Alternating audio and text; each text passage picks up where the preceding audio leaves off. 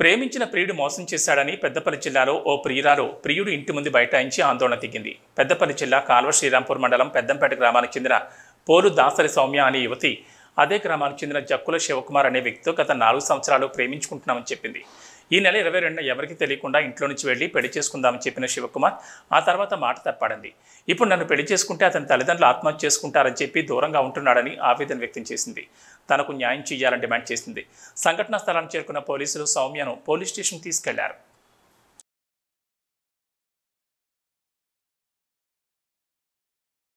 శివకుమార్ నేను 4 ఇయర్స్ నుండి రిలేషన్లో ఉన్నాం.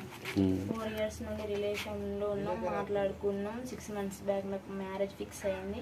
ఫిక్స్ అయినప్పటి నుండి మనం చేసుకుందామని చెప్పిండు. 22కి మేము ఇంట్లో నుండి బయటకు వెళ్ళిపోయి పెళ్లి చేసుకుందాం అనుకున్నాం. ఇప్పుడు టైంకి చేసుకోను అని మా పేరెంట్స్ చనిపోతా అంటున్నారని సైడ్ ఇస్తుంది. అడిగిపిస్తే ఏమన్నాడు, నేను చేసుకోను, అదే ఒక ముచ్చట అన్నాను. మా పేరెంట్స్ చనిపోతా అంటారు, నేను చేసుకోను అంటాను.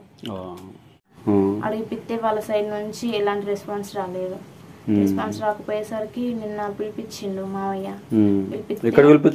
అక్కడ ఊరు బయటికి పిలిపించిండు. వాళ్ళ సైడ్ వాళ్ళని మా సైడ్ వాళ్ళని పిలిపించి అడిగిపించిండు. అడిగిపిస్తే నేను చేసుకోను, చేసుకుంటే మా పేరెంట్స్ చచ్చిపోతారట అని చెప్పేసి ఇప్పుడు సైడ్ ఇస్తాను. నా దగ్గర అన్ని ప్రూఫ్స్ ఉన్నాయి అతను చేసుకుందాం అన్నది.